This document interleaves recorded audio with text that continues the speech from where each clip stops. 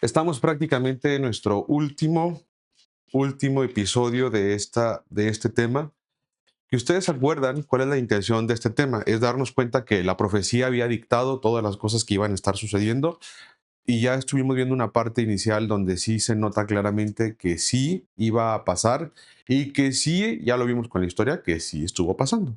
Entonces, la intención de este tema es darnos cuenta de todos estos tipos de condiciones y sucesos que confirman que la palabra del Señor es así. Es clara, es evidente, es notoria y pues la intención es sí que abra nuestros ojos a través de la historia. Hemos dicho ya muchas veces que el pueblo que no está, o la nación que no está, que no conoce su historia, pues está condenada a repetirla, y eso no es algo que nos va a pasar a nosotros. ¿De acuerdo? Nos quedamos, amén, nos quedamos en 1527, ¿de acuerdo? Y estábamos viendo a Juan Calvino. Y lo último que vimos, y que fue como una inflexión no tan bonita de Juan Calvino, no tan como buena o tan amorosa o tan funcional, es que Juan Calvino iba muy bien. Y de hecho Juan Calvino para mí, a mi gusto, para mí, no sé ustedes, pero es de los mejores reformadores, para mí, ¿de acuerdo? Y lo que estábamos viendo acá es que él hizo este concepto de su obra, que fue este institutos o el Instituto de la Religión Cristiana. Y eso tiene todo que ver con el proceso de instruir o el deseo de instruir a naciones como, o ciudades como Noruega, Ginebra, por ejemplo, que iban a prácticamente establecer un gobierno bíblico, un gobierno teocrático. Es decir, que iban a tomar los conceptos bíblicos para poder gobernar esa ciudad o esa nación. Y eso podríamos decir que es algo muy, muy bueno, definitivamente. Sin embargo, lo que veíamos acá con este señor Calvino es que empieza a formar estos manuales o este empieza a formar este manual o esta instrucción. Y esto tiene una cara bonita y suena muy bien. Sin embargo, veíamos algo que es muy básico y de verdad muy importante, y es que a pesar de que Calvino tuviera este deseo amable de formar o de fundar toda esta institución, este instituto, pues la verdad es que no era tan necesario, porque al final de cuentas la Biblia ya tiene en sí misma una instrucción, ya tiene un manual y tiene pues literalmente pasos a seguir que son muy, muy explícitos y también pues como su nombre lo dice, muy práctico, ¿sí? Les quiero preguntar a ver ustedes qué se acuerdan, a ver si se acuerdan del segundo tema que vimos, del primer tema que vimos de la ley oral. No sé si ustedes se acuerdan que yo les compartía que había prácticamente dos escuelas bien trascendentales o bien comunes en los tiempos de Jesús, que era la escuela de Gilel y la escuela de Shammai.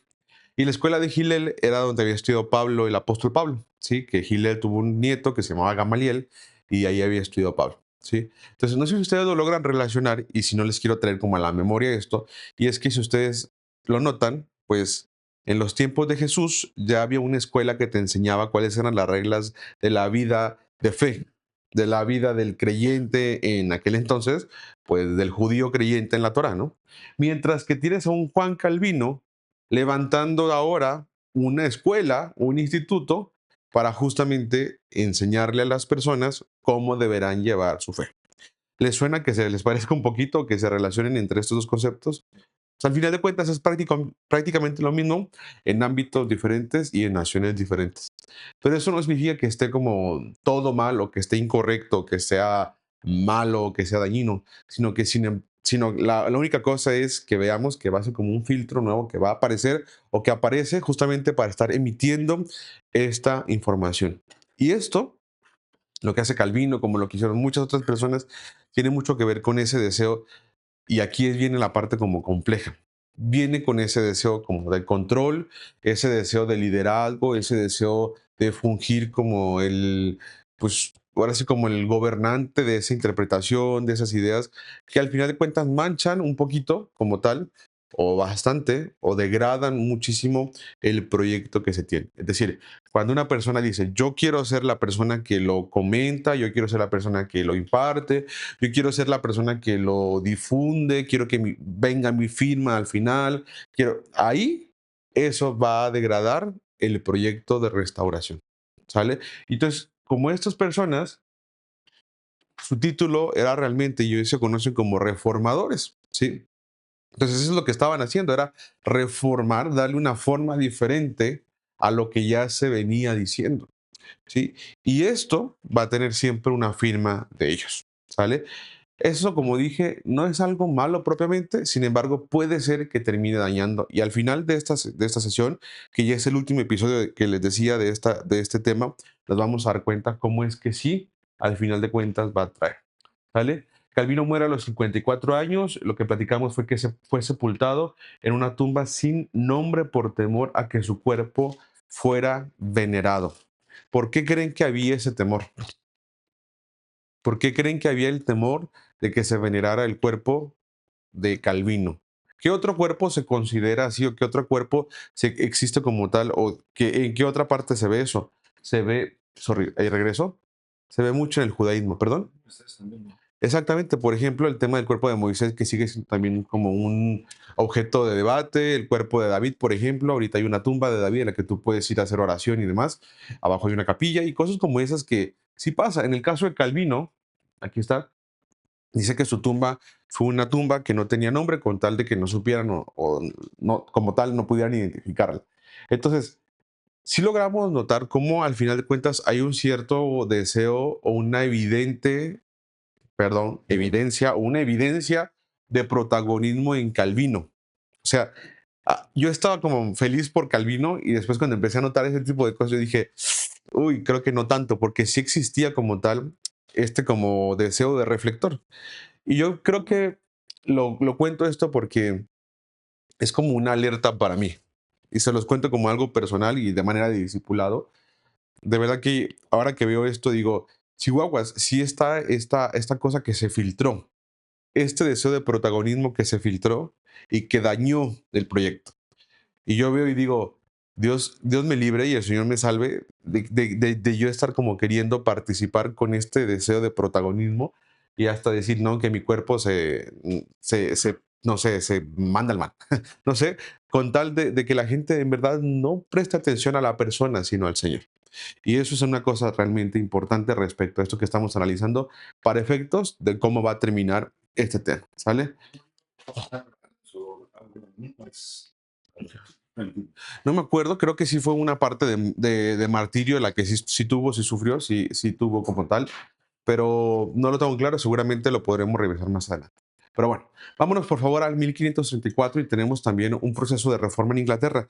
Esa es una cosa medio curiosa y hasta un poco graciosa respecto a lo que vamos a analizar. Reforma en Inglaterra.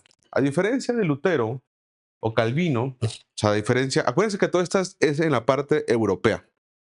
Y a diferencia de Lutero o Calvino, la reforma inglesa no comenzó por diferencias doctrinales. Fíjate, esto es la parte donde les digo, pongamos atención, porque sí puede ser efecto de una diferencia doctrinal.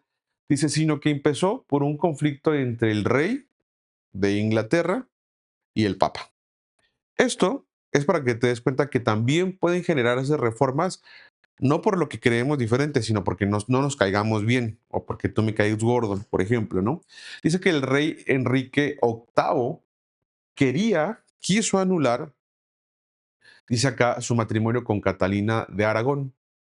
El Papa no lo permitía, así que en 1534 Enrique se declaró jefe supremo de la Iglesia de Inglaterra.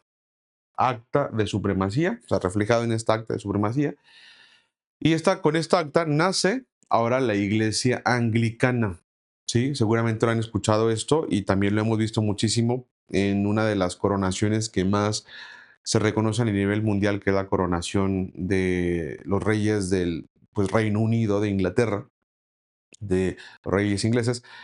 Y acá lo que hace el rey es que él se declara a sí mismo como el jefe supremo de la Iglesia de Inglaterra, dándole espacio y abriendo una nueva, pues, interpretación, una nueva religión, una nueva denominación de la iglesia que será la iglesia anglicana. Dice que se mantienen, por supuesto, muchísimas prácticas católicas, pero sin la autoridad del Papa. Salud, salud. Atención acá, con su hijo, es Eduardo VI, que gobierna después de este Enrique VIII, la reforma fue más teológica, es decir, intentaron que sí fuera un poco más relacionada con la iglesia, más que solo el tema de las diferencias o entre los conflictos que había, ¿de acuerdo? Se traduce la Biblia al inglés, se introdujo el libro de oración común y se permitieron los matrimonios clericales, fíjate, eso es importante, y se eliminaron imágenes religiosas. Entonces, aquí te vas a dar cuenta de pequeñas modificaciones que tiene la iglesia anglicana versus la iglesia católica. Si bien es cierto, parecen bastante entre ellas iguales, sin embargo, no lo son, ¿de acuerdo? Y aquí te vas a dar cuenta cómo es que otra vez, según la interpretación, según la persona, según la etapa, según el suceso, según lo que sea, se permiten o se prohíben, se modifican las interpretaciones que existieran hasta ese entonces. Hay una cosa interesante y es que menciona aquí que se permiten los matrimonios clericales, es decir, el clero, las personas que participan en el clero pueden casar. Algo que no ha pasado, ni pasó, ni yo creo que no va a pasar en la Iglesia Católica, ¿de acuerdo? ¿Y esto a qué se deriva? Porque se empiezan, por supuesto, a preguntar y a revisar cómo es que hubieron obispos de Roma que estaban casados, ¿sí? Y esto lo habíamos visto como hasta el año 200, pues toda la gente todos los que eran los obispos de Roma, ninguno de ellos se enteró que fueron papas, lo que ya hemos platicado antes. Entonces, Pedro, y como se considera el primer obispo de Roma, y los obispos de Roma consecuentes, pues se casaban definitivamente, hasta que se empezó justamente con este deseo de ya no permitir los matrimonios en el clero. ¿Sí? Una de las razones principales, no sé si ustedes sepan por qué se prohibían los matrimonios dentro de la iglesia, dentro de los obispos, tenía mucho que ver con la parte de los dominios de los territorios. Es decir, bueno, más que dominios, territorios, para que no suene tan de guerra o de conquista, tenía que ver con, perdón, las herencias. Es decir, ellos, los obispos, los cardenales, los sacerdotes que participaban, pues prácticamente al tener familia e hijos en un principio, pues le heredaban a sus hijos y sus hijos a sus hijos y sus hijos a sus hijos, pues los terrenos, las casas, las propiedades que tuviesen. Hasta que hubo un cierto papa que empezó a darse cuenta que si se prohibía, perdón, el matrimonio clerical, pues todos esos territorios, todos esos terrenos, esas propiedades participaban o pasaban a pertenecer, perdón, a la Iglesia Católica. Entonces, esta fue una de las formas incluso en las que la Iglesia Católica se hizo de muchos territorios, de muchas propiedades, porque todas esas personas que poseían al ya no tener hijos y por no poder casarse, definitivamente pasaban a manos de la Iglesia del poder. Entonces, te das cuenta, por ejemplo, que en Inglaterra se permitió que se casasen las personas del clero.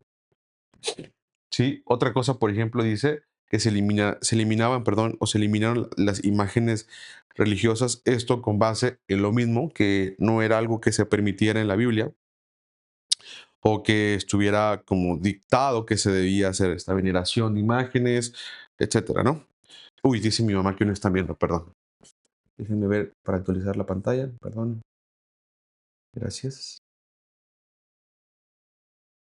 Ahí está, ya pueden verlo. Ya me quito, ya me quito.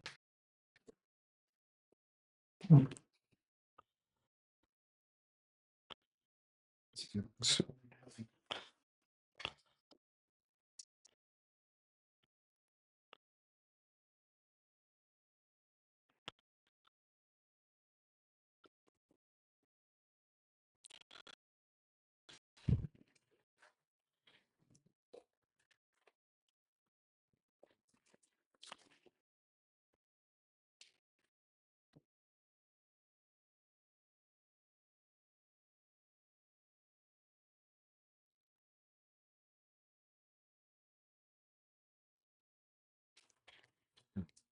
O sea que entonces en la actualidad, hoy, ¿los del clero anglicano se pueden casar? La respuesta es sí. Los sacerdotes anglicanos sí se pueden casar.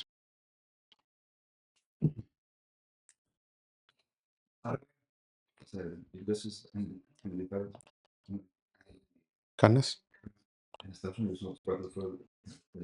Yo quiero suponer que sí.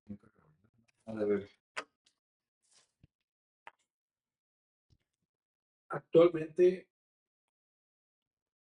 los reyes son jefes o cabezas de la iglesia, así como dice Anglicana, sí.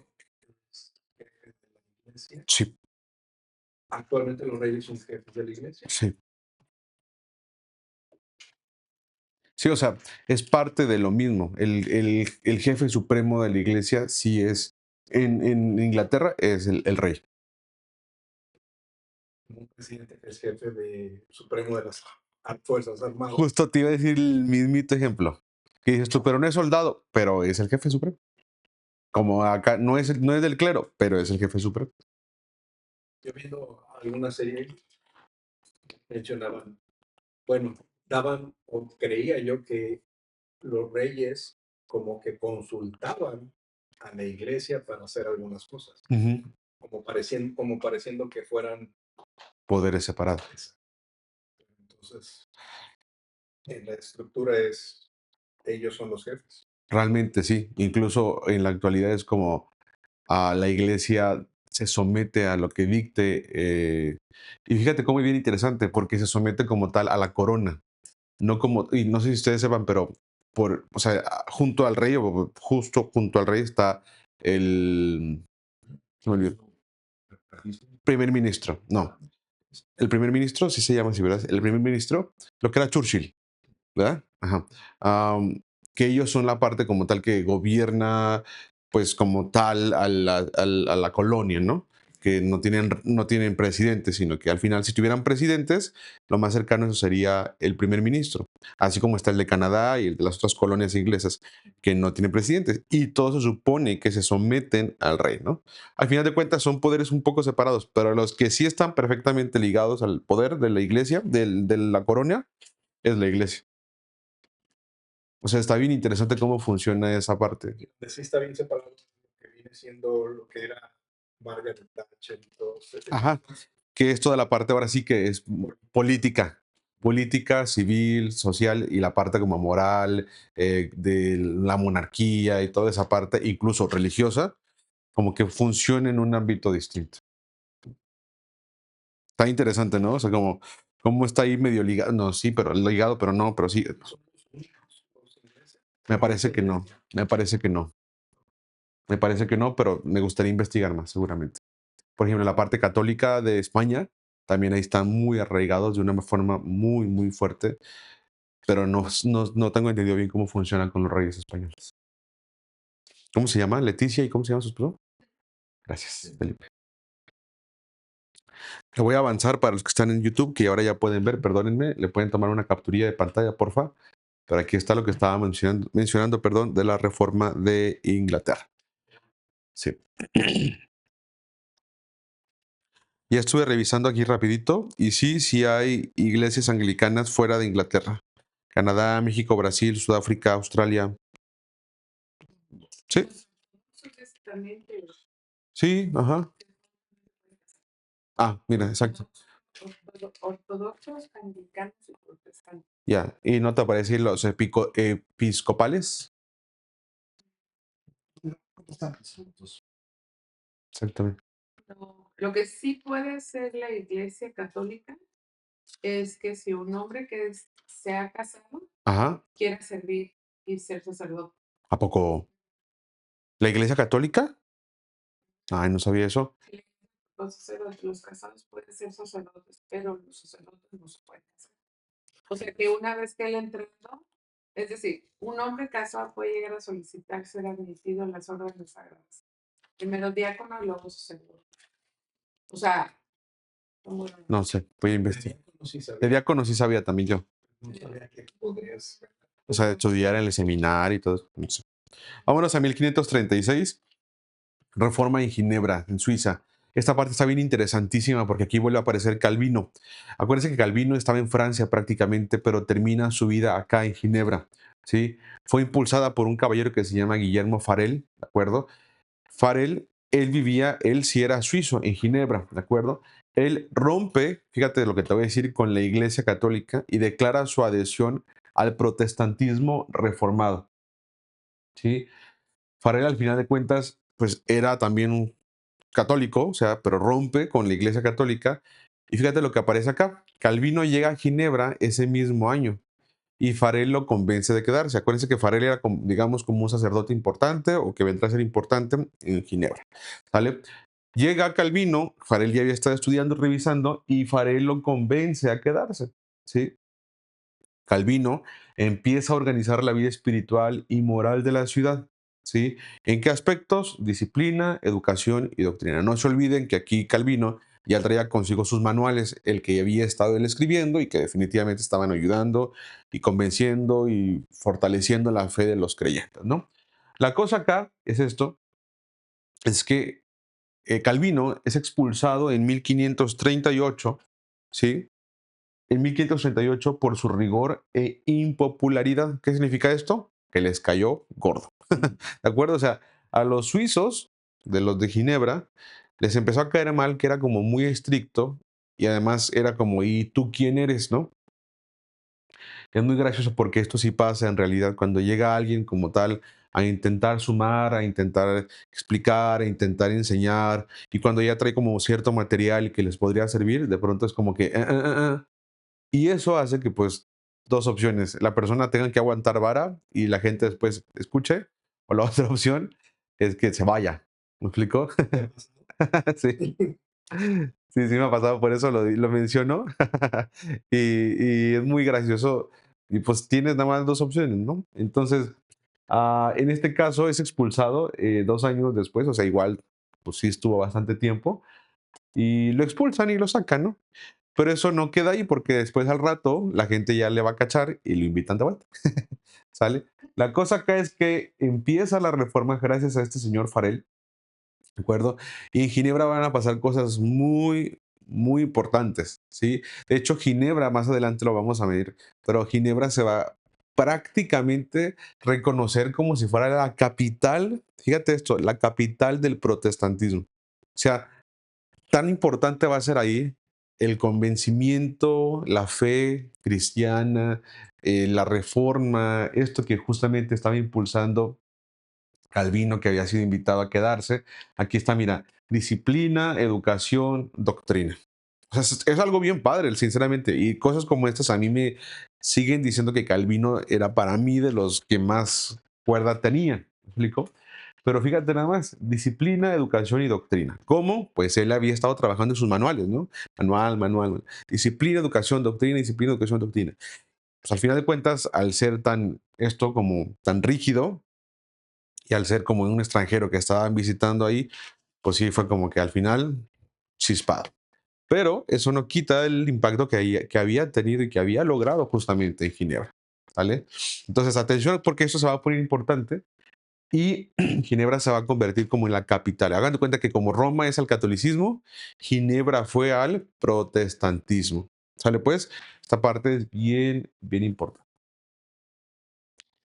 Hasta ahí termina la diapositiva. Hasta ahí termina la diapositiva. Pero otra vez nos está viendo acá en el OBS. Gracias. Siempre que no se vea, avísenme, por favor, ¿va?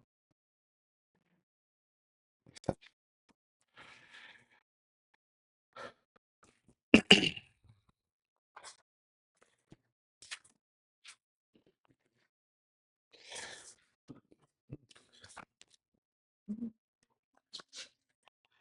Protestantismo.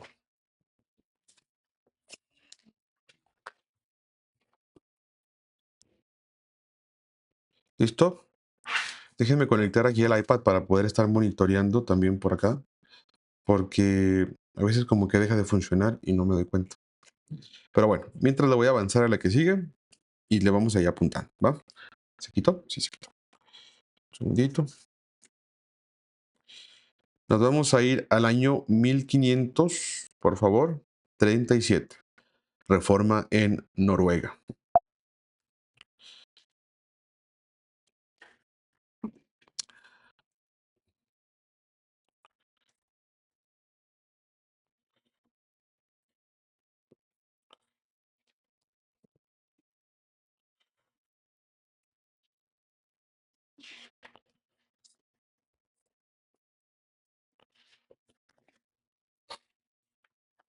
Voy a poner toda la diapo para que la vayan apuntando en lo que hago las configuraciones de esto. Ahí está.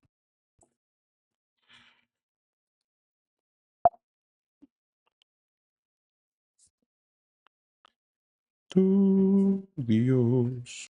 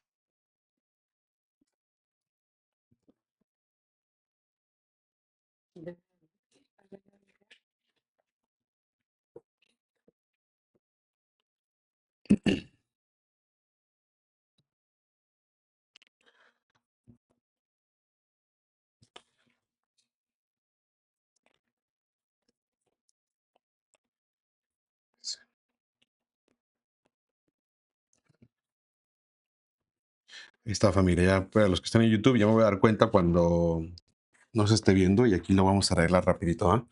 Gracias por la paciencia. Ok. ¿En serio? A ver, vuélvenos a decir. Los Estados Unidos hay muchos, no, porque el clima es similar. Entonces, en Estados Unidos hay muchos de esos. O sea, en el norte de Estados Unidos, como el clima es similar al de Noruega, hay muchos presbiterianos. Muchos luteranos. Luteranos, ya, muchos luteranos. Tiene sentido. O sea, por la migración, pues. Ya. Bueno, sigamos. Dice acá, reforma en Noruega. La reforma en Noruega en 1537 se impuso oficialmente en este año por orden del rey danés Cristian III, sustituyendo al catolicismo por el luteranismo como religión estatal. Fíjate nada más, catolicismo sustituido por el luteranismo. Esta parte es impresionante porque esto es un tema donde otra vez, fíjate nada más, o sea, teníamos que el catolicismo venía de ser impulsado por reyes, de ser impulsado por emperadores, de ser impulsado por gente de la política. Y ahora tienes que ya no es solo el catolicismo, sino ahora tienes que el luteranismo o la iglesia luterana está siendo la religión estatal o la religión del Estado. Esta cosa nos importa, ¿sale? Porque otra vez vuelve a imponerse o vuelve a aplicarse con base justamente en el Estado, ¿sí? Está interesantísimo esto y está impresionante porque te das cuenta que la palabra tiene la capacidad de ser eso. Y aquí nos preocupa, nos importa y nos convence también. O sea, la palabra, la Biblia, tiene principios que son morales, civiles, sociales, legales, judiciales, de pena, capital, etcétera, ¿no? Entonces, tanto puede ser empleada como para lo positivo, bueno, bondadoso, efectivo, funcional, como puede ser algo que puede ayudarte a manipular, que puede convencer, que puede persuadir a la gente y al final de cuentas empujarlas hacia lo que no está tan funcional, ¿sí?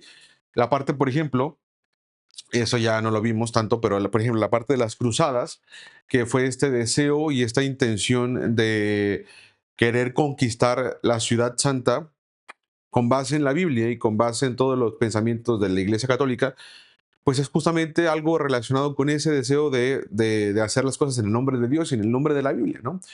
En el caso, por ejemplo, de Noruega, en el caso, por ejemplo, de Ginebra, lo que vamos a ver ahorita y lo que estábamos viendo es que los gobiernos se convencen de que las leyes de la Biblia son leyes que funcionan y que son de verdad de valor. Vamos a ver si no es que ya lo vimos, pero hay una ciudad que, por ejemplo, empieza a poner prácticamente leyes que rigen exactamente sobre el adulterio, sobre la borrachera, Y son leyes que ahorita en la actualidad tú podrías decir, pues no, no se rige sobre eso, pero al final de cuentas suma en algo. O sea, imagínate la parte, por ejemplo, de regular el abuso de sustancias, que al final de cuentas es una enfermedad, es una patología, ¿me explico? Como lo puede ser el alcohol. El alcohol es una droga que incluso hoy la persona que no consume alcohol es hasta una persona que es mal vista o mal juzgada. O sea, imagínate a qué nivel hemos llegado que justo al contrario se percibe mal. ¿Sí me explico lo que estoy diciendo? Entonces, no es que, y no quiero hablar mal sobre el tema de beber o no alcohol o beber o no vino o algún destilado, o sea, no me refiero a eso, sino me refiero a la parte de la Biblia tiene el poder y las cualidades de los estatutos bíblicos tienen el poder de sí regir en la funcionalidad, pero también se pueden utilizar para la manipulación incorrecta. ¿Sí? Y ahí es donde te das cuenta que la Biblia no es cualquier libro, que la Biblia no es cualquier texto, que la Biblia no es cualquier literatura. La Biblia realmente tiene un poder importantísimo, ¿sí?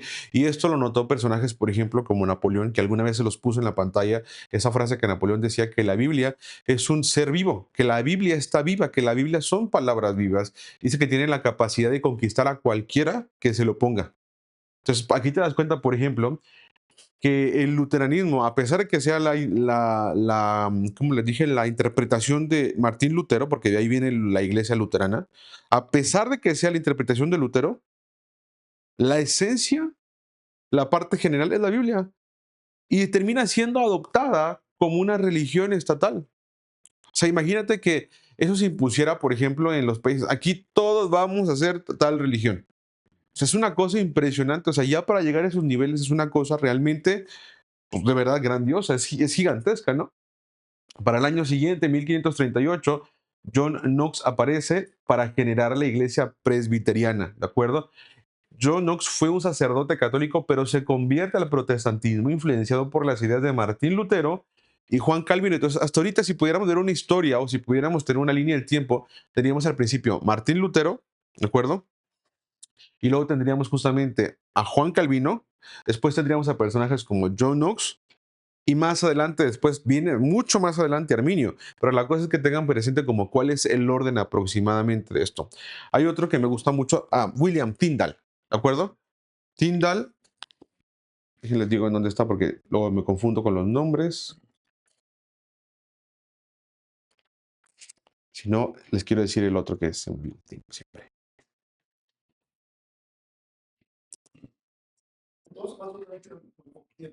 Sí, esto ya iba como pólvora, o sea, en verdad estaba una cosa, de verdad, mande. Fue una revolución. Y fue un tema a nivel, o sea, no solamente, sí es internacional al final de cuentas, pero lo que quiero decir es que fue un tema casi de nivel continental y que eso impactó después a la otra parte del mundo. O sea, sí esta cosa sí es importante. No, no es William Tyndale, es Erasmo de Rotterdam, que es el otro que nos importa. Erasmo de Rotterdam. Aquí les pongo, ¿se acuerdan de este brother Erasmo, que fue el que hizo el del Textus Receptus, pero que no quiso abandonar la Iglesia Católica? Él está antecito de Martín Lutero. Entonces, solamente para que tengan como los principales presentes. Primero está Erasmo, y luego está Martín Lutero, y luego ahora sí estaría este brother de Calvino, que es lo más comunes, y luego ahora sí viene este brother que es John Knox, que es donde íbamos ahorita, estábamos aquí. Solo hago como una recapitulación de los nombres, ¿vale? Entonces, aparece este señor Knox, dice que inspirado o influenciado por las ideas de Lutero, que está antes de Calvino, y también por las ideas de Calvino, dice que rechazó totalmente al papado. Fíjate lo que rechaza el rollo de la transubstanciación. ¿Se acuerdan de esa palabra, transubstanciación? Que es que en el pan y el vino está literalmente Jesús. O sea, es una cosa así muy, muy intensa. Y dice que también rechazó toda forma de adoración, que no estuviera basada en la escritura. Otra vez, para mí, y creo, y probablemente también para ustedes, eso es un acierto. Todos sus pensamientos de vez. Eso es algo importante, porque si te fijas, de pronto hay cosas que se le parecen a eso. O sea, ¿se acuerdan a los ortodoxos que estaban en el otro lado? Que ya ni siquiera los estamos mencionando porque ya se fueron por una vía hace mucho tiempo distinta. Bueno, pues imagínate, más o menos llegan a tocar ideas que se les parecen a ellos. Por ejemplo, esta parte de la transubstanciación, los de aquel lado no la tenían. ¿Se acuerdan? O sea, la iglesia ortodoxa no la tenía. Por ejemplo, la parte de las imágenes también la tenían distinta, no era igual, que la rechazaron también y ahora lo están haciendo también ellos, ¿no? Y lo que estábamos diciendo ahorita, perdón, que es lo que estaba diciendo creo que Héctor, es esta parte de, fue una cosa a nivel continental. O sea, fue realmente algo que estaba impactando, una revolución, dijo Héctor, pero no solo era de un país, sino de muchos países al mismo tiempo. ¿Sale? Y la cosa cara, la parte informativa, la parte que nutría los criterios, ¿no? Al papado, pues que es la Iglesia Católica, la transubstanciación, que es esta parte de Jesús está y es el pan y es su sangre está en el vino. Él dijo, yo no creo que sea eso, más bien es un método didáctico, ¿de acuerdo? Dice que rechazó toda forma de adoración que no estuviera basada en la Escritura. Ustedes se acuerdan que uno de los principales principios, perdón, la redundancia, era que de la reforma era que solo iba a ser lo que estuviera escrito, sola escritura, ¿de acuerdo? Que era uno de los 5. Y esa parte es algo muy bueno, ¿de acuerdo? Sin embargo, siempre estuvo, lo que les decía hace ratito, como que hubo cosas que estuvieron siempre como obstaculizando que la escritura fuera completamente vista. ¿Sale? Vamos a entender ahorita más al final. Lo último, bueno, lo penúltimo dice, fue un predicador enérgico y radical, conocido por su fuerte oposición al catolicismo. Es también, si no le importaba hablar y que después le trajera consecuencias. Promovió una educación centrada en la Biblia y una liturgia sencilla, sin imágenes ni ornamentación. ¿Qué es este concepto de sin imágenes y sin ornamentación? Muy parecido a lo que habíamos hablado de la Iglesia ortodoxa. Y es justamente que es como quitar toda esta parte de la liturgia, pues ornamentada. Explico que pierde sentido, pierde significado y es como muy icónica o tiene muchos iconos, ¿no? La parte de la vestimenta, la parte de que si se pusieron aquí la tirita, que significan 4 nudos. O sea, entonces, por ejemplo, estoy bromeando. Todo ese tipo de cosas, dice él, lo voy a quitar porque necesitamos que la gente lea y entienda la Biblia. Si no está la Biblia, además, ¿para qué lo vamos a hacer?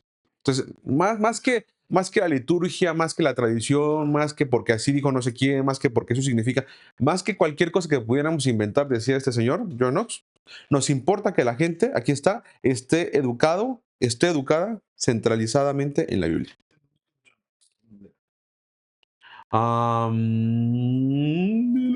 Espérame, ¿no lo tengo acá? No lo tengo, pero ahorita te digo, ¿vale? Ahorita te digo en la otra diapositiva si no está. Vale, bueno.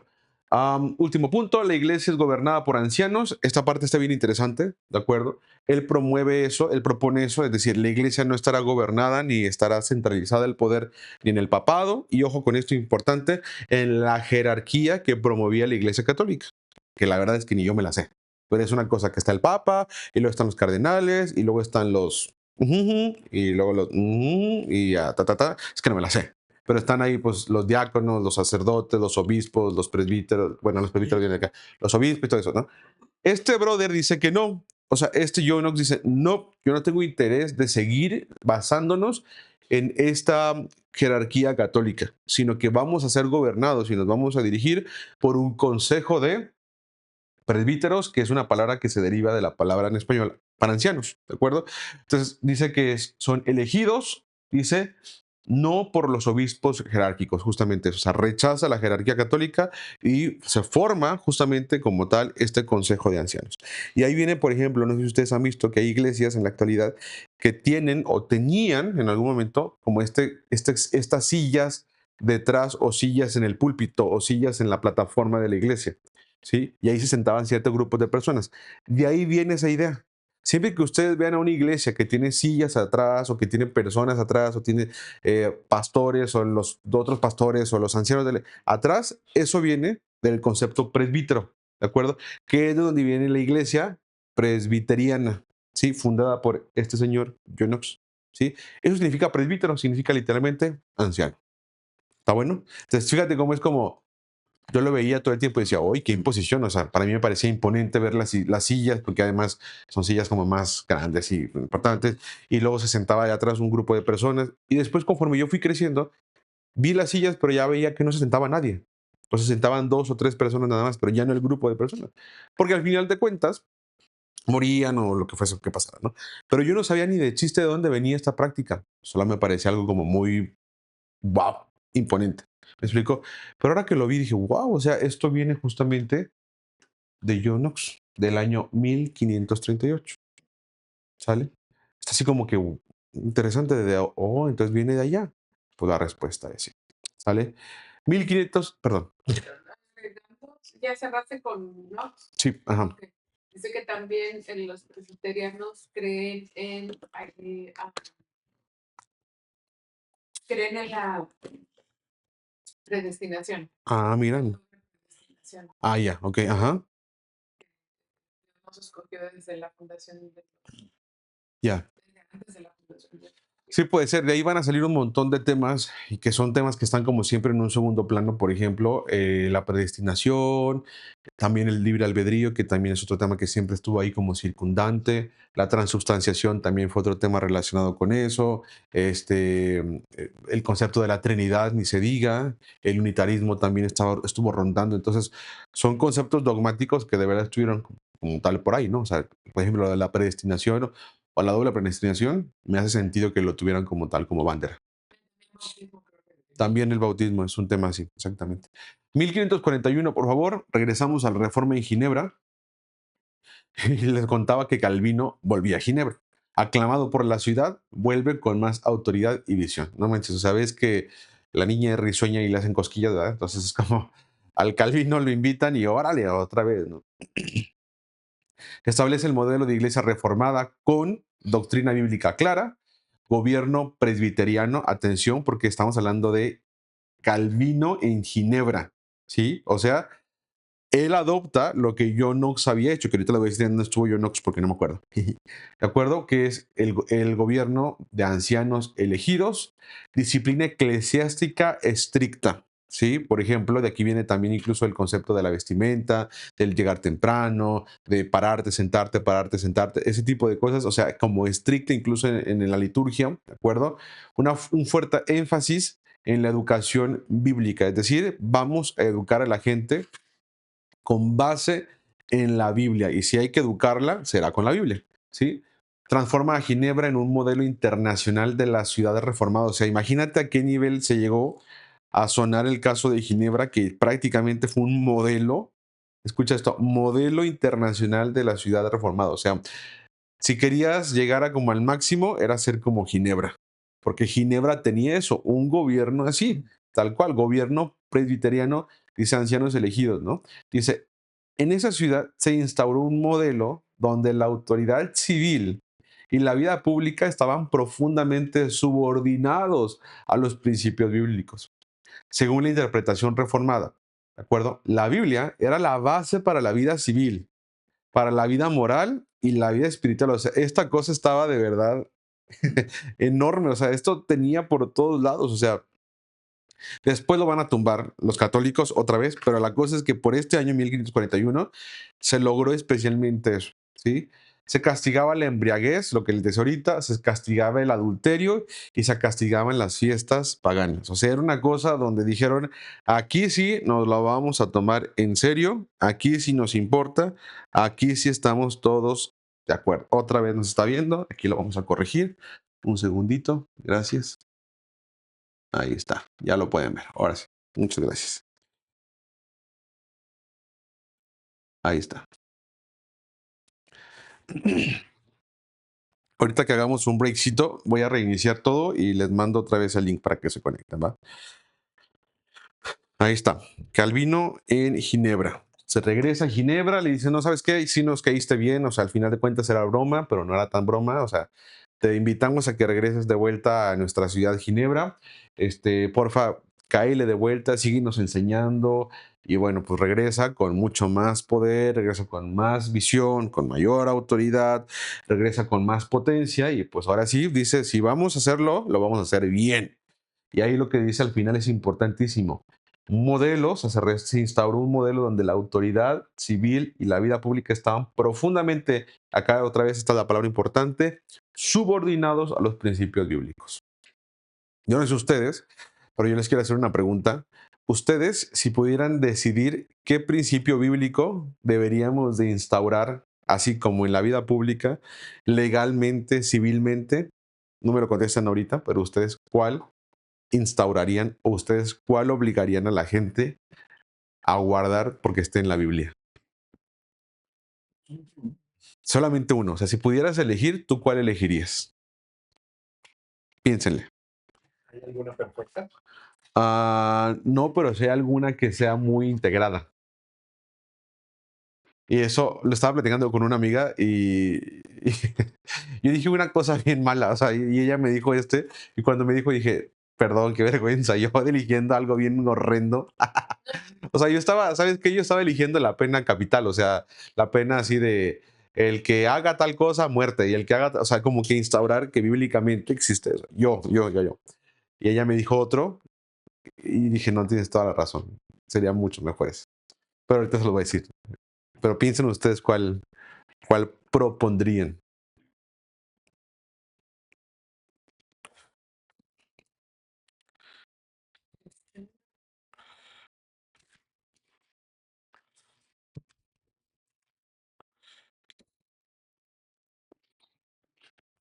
Mira, toda la razón. John Knox estuvo en Escocia, en Edimburgo.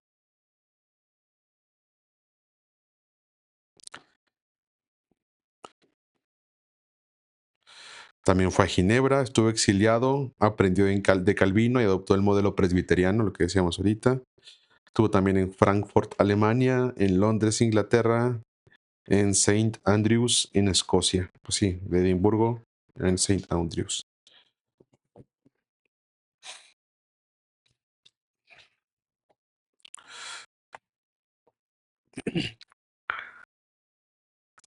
Imelda, esa es una muy buena respuesta. Nah. A mí cuando le estaba estudiando sobre esto, sí me dieron muchas ganas de visitar Ginebra para ver cómo se ve la ciudad, una ciudad que tuvo esto. O sea, así como reconocer qué aspectos tiene, cómo se quedó su distribución de iglesias. Por ejemplo, yo he estado en Europa y ir a Florencia, por ejemplo, me demostró que ahí el catolicismo pues siempre estuvo. Y como no, pues Florencia es Italia. O sea, fuimos de Roma a Italia fácilmente en tren. Ni se diga Venecia, por ejemplo. Y pues te das cuenta que fue católica, católica, todo el tiempo católica, ¿no? Am, pero sí me gustaría, por ejemplo, haber ido a Ginebra para entender ahora con esto que tengo en la mente, decir cómo se veía una ciudad que por un tiempo fue bíblica o intentó ser bíblica. No sé, o sea, como que hay algo de mí, hay algo en mí o hay algo de esto que me parece atractivo. Porque yo sí digo, hoy está lloviendo, además. Sí, dije, eso se suena como lluvia. Qué bonito. Los que están conectados por allá, cuéntenme, ¿están lloviendo en sus ciudades? Pero bueno, hay algo de esto que me gusta. No me gusta, por ejemplo, la disciplina eclesiástica estricta. Eso no me gusta. Es decir, como esta parte religiosa de decir, si no llegaste a tiempo, estoy bromeando, no fue así, pero si no llegaste a tiempo, no puedes entrar. Si no traes vestido, si no traes cosa de tal color, si no te sentaste de la parte que no sé, ese tipo de cosas, a mí no me gustan, pero me gusta mucho la parte, por ejemplo, de énfasis en la educación bíblica. Me gusta, a mí, no digo que a usted le deba gustar, esta parte de que la autoridad civil y la pública estaban profundamente subordinados a los principios bíblicos. ¿Por qué? Porque como decíamos, la Biblia tiene ese poder, la Biblia tiene esa cualidad, sí puede ser una cosa que conquiste, porque la Biblia es eso. ¿Sí? La clase anterior les ponía esta imagen donde estaba justamente, donde estaban justamente los reformadores, y esto es como que algo que también dije, me gustaría ir a ver esa ciudad. Y ahí está el Calvino, ¿de acuerdo? Está Farel, y está Farel, acuérdense que fue el que lo invitó y que le dijo, quédate, y ya Calvino se quedó. John Knox, que fue también exiliado a Ginebra, que si bien es cierto, les dije que estaba en Escocia, pero lo mandaron para acá también. Y ese señor Besa, que también se considera el sucesor de Calvino. Aquí tiene mi notita porque luego se me olvida. Aquí está, sucesor de Calvino, el señor que está aquí en el centro, es defensor de la ortodoxia reformada y educador. ¿De acuerdo? Y lo que se lee aquí abajo, según yo, son las siglas de Post Tenebras Lux, que significa en español después de las tinieblas la luz, que es el eslogan de la Reforma Protestante en Ginebra, símbolo del retorno de las escrituras tras siglos de oscuridad espiritual. Y ustedes pues saben perfectamente que en el siglo XV estaba terminando el oscurantismo, una época muy complicada, donde no había nada de esto. Y después se reconoce que después viene toda la parte del Renacimiento y pues esta parte de la época dorada, ¿no? Donde hay información por todos lados. Y está justamente en la ciudad de Ginebra. Cosas como estas a mí me llaman la atención para decir, ¿y cómo estuvo siendo? Pero bueno, vámonos al año 1544, por favor. ¿Me regreso un segundo? Aquí. Veamos una más y nos damos un break. Ahí está.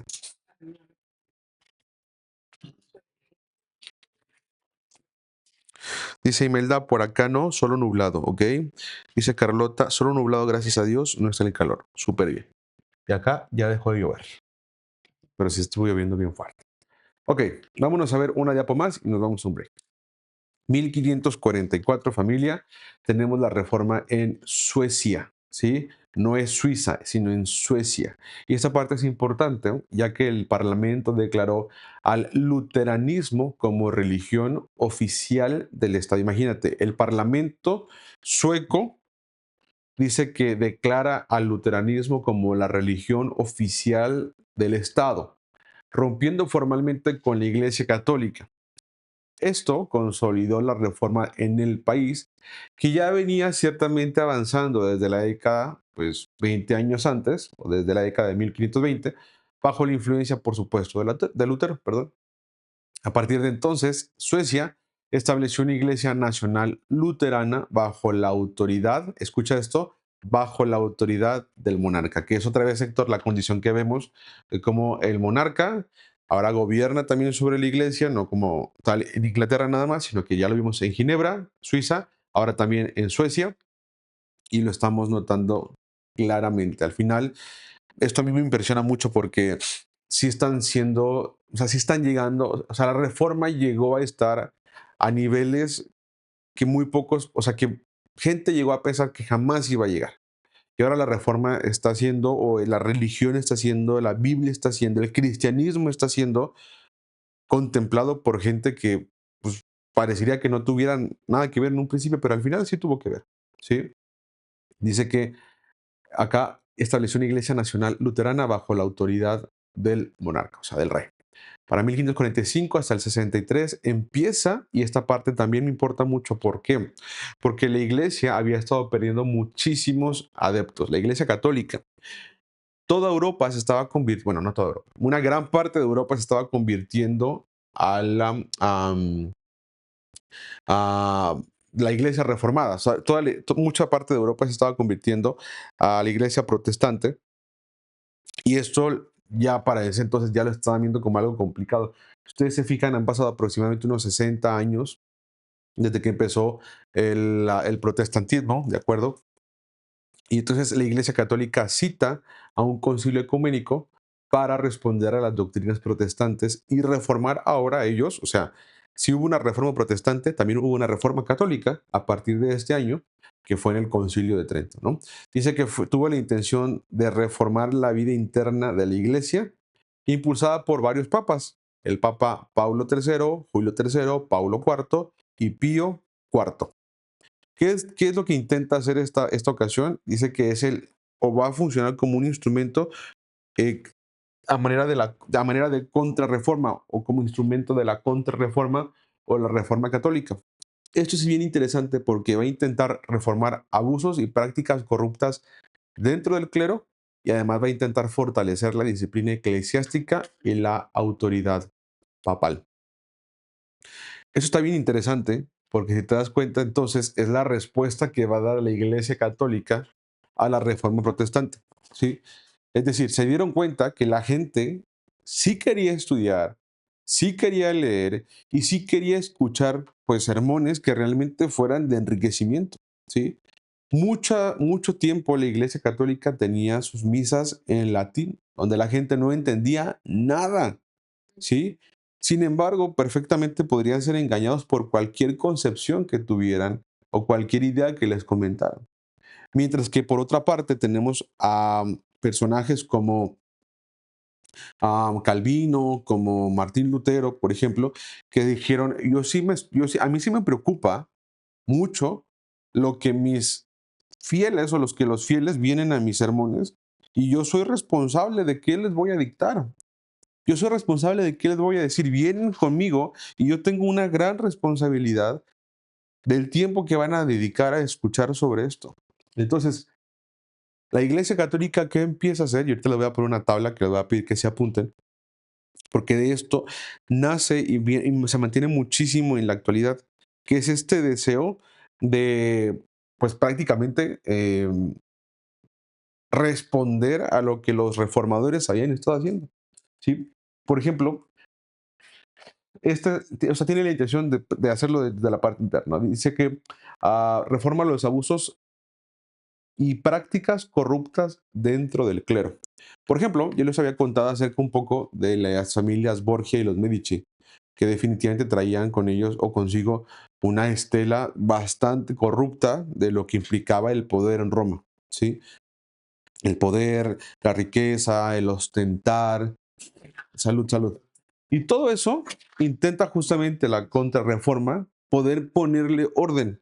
¿Por qué? Porque la verdad es que todo lo que Martín Lutero había estado pues denunciando, todo lo que había estado pues protestando, pues, por eso se llama reforma protestante, todas las protestas que hacía Martín Lutero, en la mayoría tenía razón.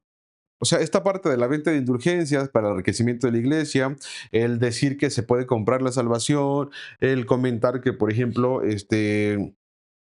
no se pueden casar, o que el abuso que existía por parte de la iglesia, o del poder, o de la doctrina, o de las amenazas que se extendían, y del temor que se erigía por causa de las interpretaciones que daba, pues por supuesto tenía sentido y tenía muchas veces razón, y el pueblo cansado y harto de toda esta opresión, pues se iba escuchando a los protestantes. Entonces, ¿qué hace Roma? Ok, ¿tienes un conflicto con la riqueza? Déjame lo organizo. ¿Tienes un conflicto con la enseñanza? Déjame lo organizo. Siempre si quieres estudiar, te voy a hacer ciertas propuestas, ¿sí? Entonces, prácticamente lo que hace es juntarse en ese concilio, en esa ciudad de Trento, en Italia, para buscar qué es lo que va a hacer la Iglesia Católica frente a todo el protestantismo que se estaba levantando, ¿sí? Y la verdad es que sí fue una cosa pues, de verdad importante, porque de ahí van a salir muchas cosas que hoy gobiernan a la Iglesia Católica y que son parte de su cultura y que, pues en efecto, hasta de cierto modo, con el poder que ya tenían y con el alcance que ya tenían, pues la verdad es que sí hacían y sí hacen mejor que los cristianos. Y ahorita voy a compartir qué, ¿sí? Pero bueno, esto me recuerda un poco a cuando, en lo que terminé de escribir les cuento, a cuando Walmart le propuso al gobierno de Estados Unidos que fueran ellos quienes distribuyeran las vacunas contra el COVID. ¿Se acuerdan de eso?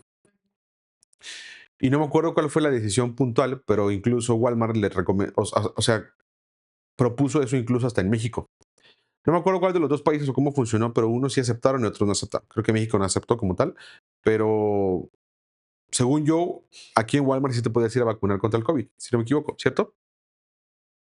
¿O no podías?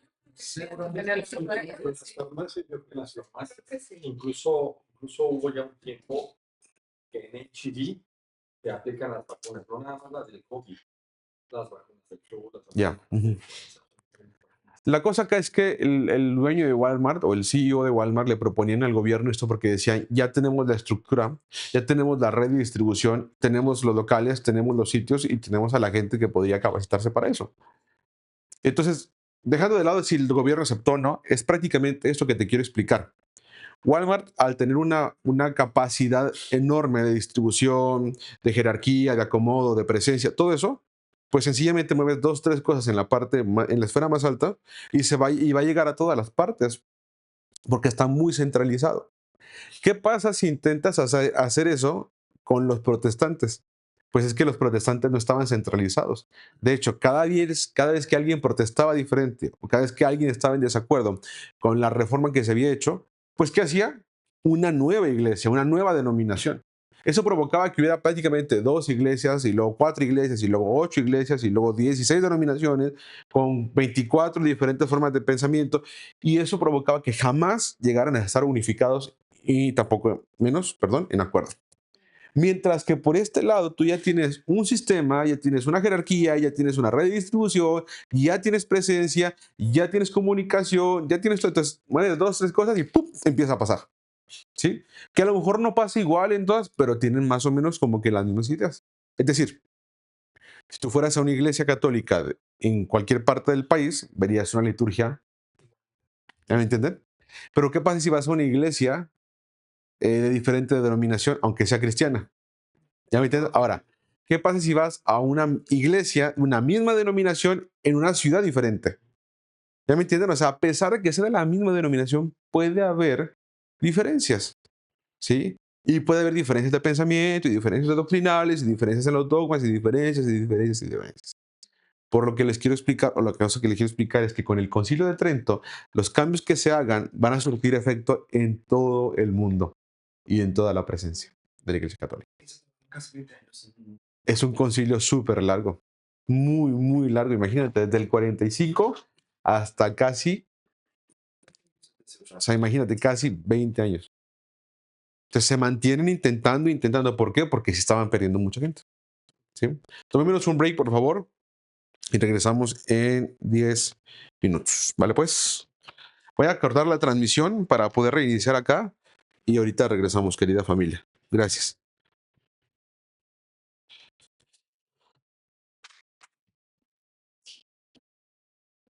Hasta acá.